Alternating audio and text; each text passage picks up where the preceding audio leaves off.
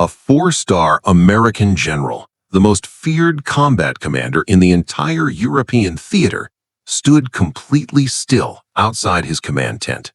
He was not looking at a map. He was not barking orders into a field telephone. He was watching children eat grass. German children eating the ground right outside his camp. The year was 1945. The war in Europe was over, barely, and General George S. Patton, the man who had driven his Third Army across France in a blitzkrieg of American fury, the man who had once slapped a hospitalized soldier for crying, stood there and did not move. His aide, Captain Richard Jensen, later said he had never seen the general's face look like that before. Not on the battlefield, not after victory, not even after loss. He looked like a man who had just understood something terrible. What Patton did in the next 48 hours would be replayed, retold, and written about for the next 80 years, and most people have never heard the full story. The hardest American general in Europe, frozen in place by starving children eating grass. If this opening hit you emotionally, leave a like, because this story only becomes more devastating from here. Imagine witnessing something so horrifying, it changes the way you see humanity in seconds. What would you have done if you were standing there with Patton? Subscribe before we continue, because this is the side of George Patton most history books never show you. Share this with someone who thinks Patton was only a ruthless war machine. This story changes everything. To understand what happened that morning, you have to understand who George Smith Patton actually was. Not the legend, not the movie, not the slogan. The real man.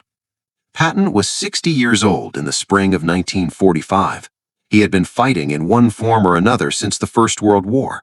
He was a man of theatrical fury and genuine sentiment, a combination so volatile that it nearly ended his career twice. He wore ivory-handled revolvers, not because he was vain, but because he believed generals had to look like generals. Soldiers needed to know their commander was present, was visible, was unafraid. He was also, privately, a man who wrote poetry, who cried at military funerals, who believed in reincarnation and thought he had fought in every major war in human history across multiple lifetimes. He was contradiction made flesh, fire and feeling, wrapped in 4 stars. By May 15, 1945, his Third Army had liberated more territory than any American force in history, 12 countries, over 1 million prisoners captured, and a body count that still makes military historians pause. He had done what was asked of him. He had broken the German war machine with a speed and violence that stunned even Eisenhower. And now the war was over, and Patton did not know what to do with himself. He had requested a transfer to the Pacific. He wanted to fight the Japanese. He was told to wait. He was put in charge of military governance in Bavaria, a job he was spectacularly unsuited for and openly resented. The greatest tank commander of the war had been given a desk. But on the morning of May 14, 1945, in a small Bavarian village called Untermassing, something happened that had nothing to do with politics or generals or the machinery of war. Something small and devastating. A man feared by armies who secretly wrote poetry and cried at military funerals. If stories like this make history feel human again, hit like. Do you think people can truly be both brutal and deeply compassionate at the same time? Subscribe for more WWII stories that uncover the complicated human beings hidden behind legendary names. Send this to someone who loves WWII history but has never heard the real contradictions behind Patton. Bavaria, in May 1945, was not liberated, not in any meaningful sense. The fighting had stopped, the surrender had been signed, but what was left behind, what the Nazi regime had done to the civilian population in its final desperate months, was only just becoming visible. The German military had conscripted everything: food, livestock, labor. Factories that had been making shells were now making nothing. Supply chains that had fed cities now fed nothing. And the people, ordinary German people, many of whom had had no more say in the Third Reich than the countries it had consumed, were left in the rubble, hungry, frightened, and invisible. The children. No one saw them coming.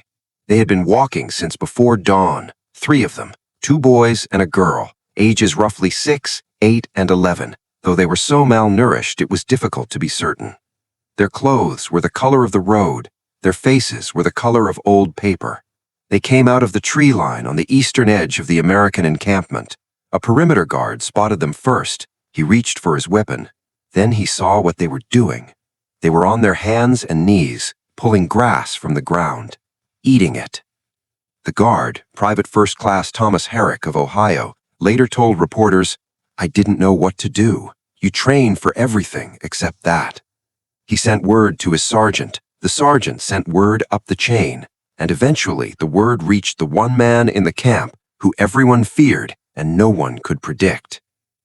Like this video right now, because what Patton does next is something no history book prepared you for. Smash that like button so more people find this story. 3 starving children crawling through grass, looking for something to eat, and an entire war suddenly feels different. Leave a like if this moment hit you hard. What part shocked you most? The children eating grass, or the fact nobody knew what to do when they saw it? Subscribe, because what Patton does next completely shatters the image most people have of him. Share this story with someone who needs to see the human cost of war beyond the battlefield. Here is what everyone expected to happen. They expected Patton to wave it off. They expected him to issue an order for the children to be processed through standard military protocol, given field rations, photographed for records, passed to a relief unit, clean, efficient, army. That was the protocol. That was the system. Here is what everyone expected to happen. They expected Patton to wave it off. They expected him to issue an order for the children to be processed through standard military protocol, given field rations, photographed for records, passed to a relief unit, clean, efficient, army. That was the protocol. That was the system. That was what a military governor was supposed to do. Patton walked out of his tent when his aide told him what was happening. He was still buttoning his jacket. He walked to the perimeter. He stood there. And the protocol simply did not happen, because Patton saw the girl's hands. She had cut them on something in the grass. She was still eating. She had not stopped eating to look at the blood on her fingers. A child hungry enough to ignore her own bleeding. His aide later recalled that Patton did not say a word. He turned around. He walked back to the command tent. He came back out carrying his own field ration kit, the one he had not opened from that morning's breakfast. He sat down, on the ground, next to the children. He opened the kit. He gave them everything in it. Private Herrick, standing at the perimeter, said he felt something cold go through him. Not fear, not confusion, something stranger. He said, "I had been with Patton for 11 months. I had watched him chew out colonels in front of their entire units. I had seen him fire generals on the spot. He was the hardest man I had ever been near, and he was sitting in the dirt opening cans for 3 German kids." And then Patton did something that no one, not his aide, not his officers, not his command staff, had anticipated. He gave an order, not to a colonel, not to his supply officer, not through any proper channel. He turned to Private Herrick and said quietly, "Son, go get every man in this camp fed, and then feed everyone outside of it." Herrick thought he had misunderstood. He had not. This wasn't strategy. This wasn't politics. This was one human being seeing another human being suffer. If that moment moved you, leave a like. Do you think that little girl's bleeding hand is the exact moment Patton emotionally broke? Subscribe now, because the order Patton gives next could have destroyed his entire career. Share this with someone who believes powerful people never stop to care. What followed was not a heartwarming moment. What followed was a bureaucratic collision of almost absurd proportions, because Patton's order, however quietly spoken, was operationally enormous. He was not asking for 3 children to be given rations. He was asking for the systematic feeding of an entire civilian population in a region where the American military had strict orders not to fraternize with German nationals, not to distribute U.S. military resources to civilian populations without authorization from SHAEF, and not to divert supply logistics from ongoing military operations.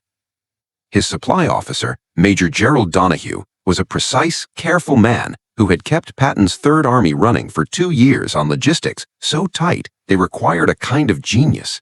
He was not a man given to panic. When Donahue received the order, he walked directly to Patton's tent. He said with great care, "General, I want to be certain I understand the order correctly." Patton looked at him. Donahue continued, "You're asking us to redirect supply assets currently earmarked for military operational use toward—" "Patton, I'm asking you to feed them, Gerald. All of them." There was a silence. Donahue said, "Sir, SHAFE regulations prohibit." Patton said, "I know what they prohibit." Another silence. Donahue said, "Sir, you'll face a reprimand at minimum." Patton picked up his pen. He didn't look up. He said, "Then make sure they spell my name right when they write it up." Donahue left the tent, and the order went out. But the complications had only just begun. Word traveled fast in a military encampment. Within 2 hours, officers at multiple levels of the chain of command were aware that Patton had issued an unauthorized civilian feeding operation. Some of them were furious. Some of them were quietly relieved because they had been watching the conditions Patton had seen and had been waiting for someone with enough rank to do something about it.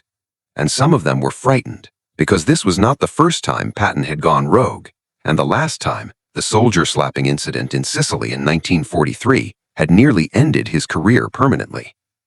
He had survived that. Would he survive this? 300 miles away in Frankfurt, the senior command staff at SHAFE would learn about the operation by evening. By morning, Patton would have to answer for it. But the morning was still 12 hours away, and a great deal was going to happen before then. By late afternoon, the operation had taken on a life of its own. Donahue, having issued the order he had been given, found himself running the largest unauthorized relief operation in the European theater. His supply sergeants were pulling rations from reserve stores. His logistics teams were requisitioning vehicles.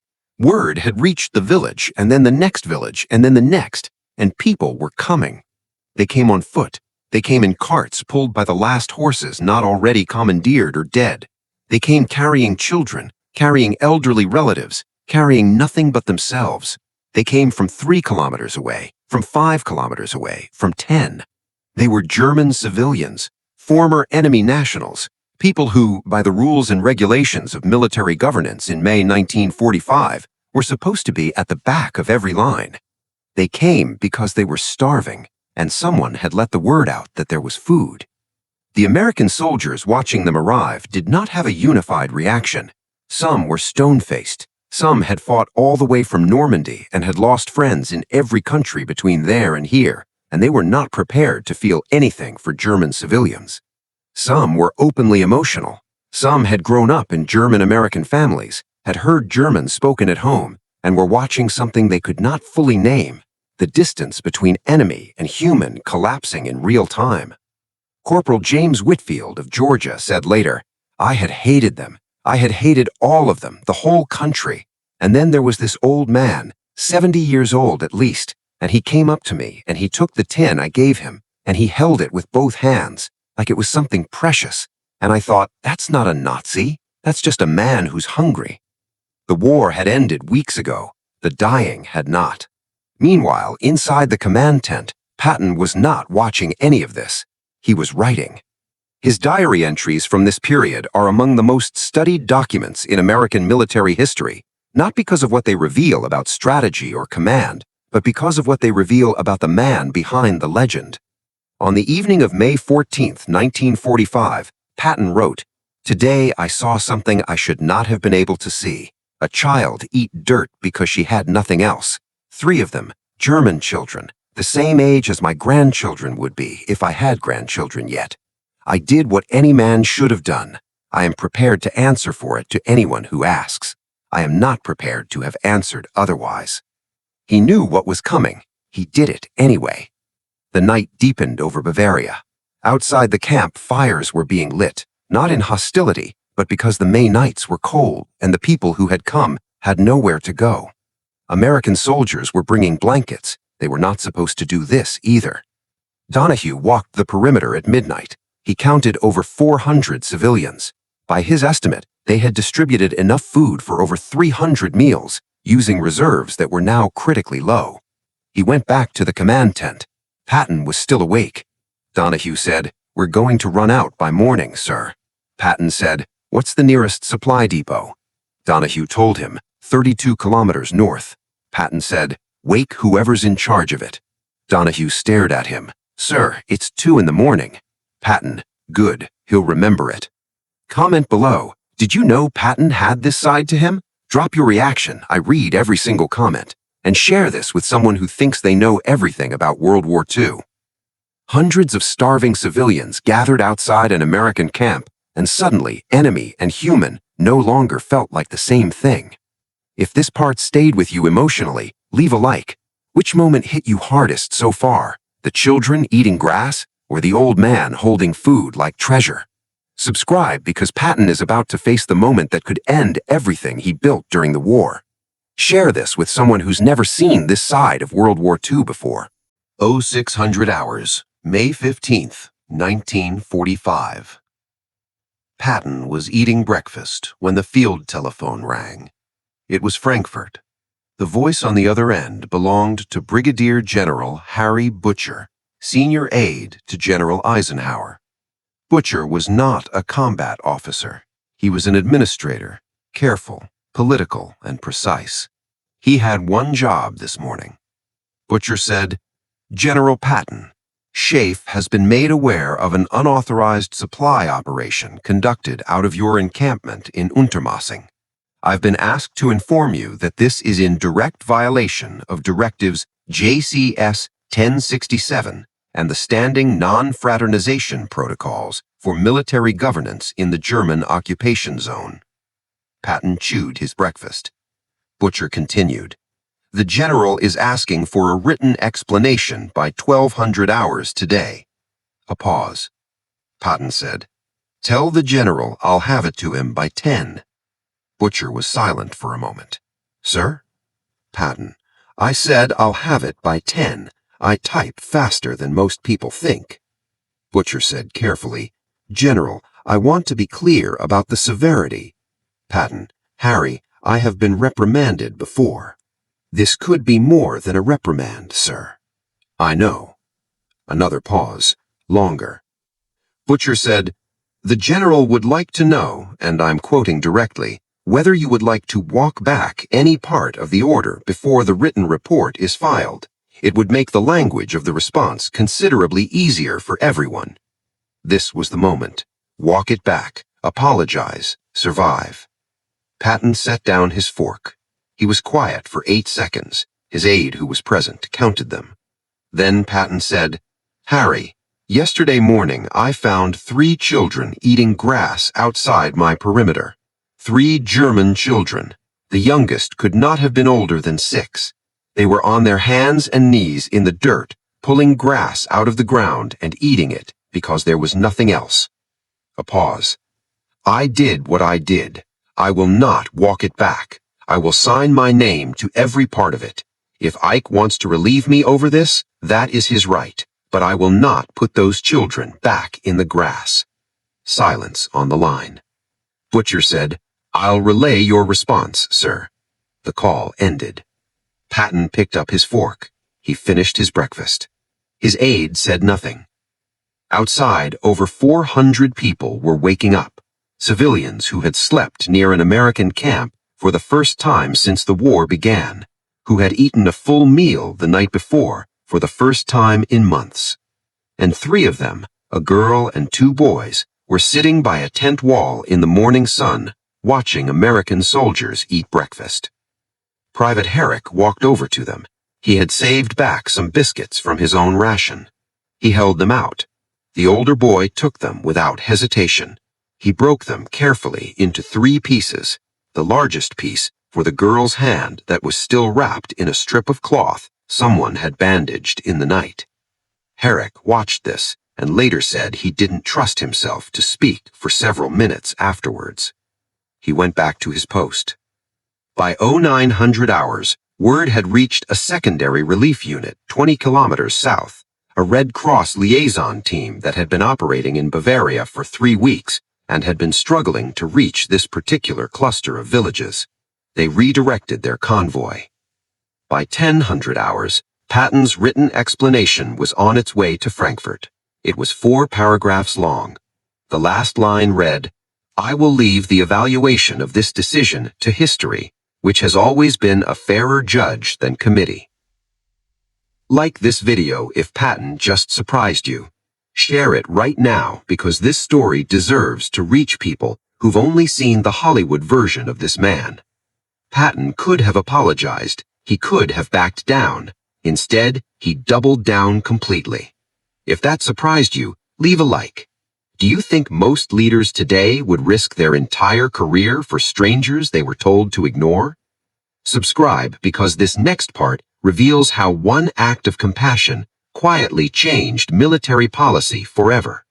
Share this with someone who believes one person can't change a system. The reprimand never came. Not officially. What came instead was something more complex, something that speaks to the strange, tangled moral arithmetic of the immediate post-war world. Eisenhower received Patton's explanation. He read it. He showed it to two members of his staff. He did not respond for 48 hours. When he did respond, it was not in writing. He called Patton directly. By all accounts, and there are several, the conversation lasted less than 10 minutes. No one knows exactly what was said. Patton's diary entry for that day contains only this: "Spoke with Ike. We understand each other." That was all. What happened next, however, was documented. Within 72 hours of Patton's operation in Untermassing, Schaeff issued a quiet revision to the non-fraternization protocols covering civilian relief. The revision did not announce itself as a revision. It was filed as a clarification of existing guidelines. But the effect was clear. Military commanders in the occupation zone were given significantly greater discretion in authorizing emergency civilian aid operations without prior Schaeff approval. No one cited Patton's operation as the reason. Everyone involved knew it was. He had broken the rule, and the rule had broken in response. The Red Cross liaison team that had redirected their convoy on the morning of May 15th reached the cluster of villages by noon. Over the following week, they established 2 permanent food distribution points that would serve the region for the next 3 months, eventually processing over 12,000 civilian aid interactions. 12,000. Because a general had sat down in the dirt. Private Herrick was discharged in October 1945. He went home to Columbus, Ohio. He worked in a hardware store for 31 years. He rarely talked about the war. But in 1978, a journalist working on a piece about Patton's post-war period tracked him down. Herrick was 62 years old. He sat for a long interview. When the journalist asked him what he most remembered about the day in Untermassing, Herrick said, "The boy breaking the biscuit." He gave the girl the biggest piece. He was 8 years old. He did it without even thinking about it. He said, "I've been thinking about that boy for 33 years. I hope he made it." The journalist did not know whether he had. Neither did anyone else. The 3 children were never formally identified. They passed through the camp, through the relief operation, through the chaos of the post-war displacement crisis, and into the long anonymity that swallowed millions of civilian lives after 1945. Their names were never recorded. But what they set in motion, the chain of events that began with a perimeter guard reaching for his weapon and then stopping, that was recorded. Some things are too large to lose, even when you lose everything else. 12,000 people were helped because one man refused to look away. If this story changed how you see Patton, hit like. Do you think history is changed more by massive battles or tiny moments like a boy breaking a biscuit in 3 pieces? Subscribe for more forgotten stories where a single human moment changes everything. Patton was relieved of command in October 1945. Not over Untermassing, over a press conference in which he compared former Nazi officials to members of American political parties, a statement so spectacularly tone-deaf that even his most loyal defenders could not save him. He was reassigned to a paper command in Bad Nauheim. He wrote in his diary that he felt he was being asked to disappear. On December 9, 1945, his staff car was struck by an army truck on a road outside Mannheim. Patton was the only person seriously injured. He died 12 days later, on December 21st, of pulmonary edema. He never made it home. He is buried in Luxembourg at the American Military Cemetery at Ham with the men he commanded. At his own request, he was placed not in a general section, not apart from the others, but in the front row of the cemetery, facing his army. The man who could not stop being a soldier is buried looking at soldiers.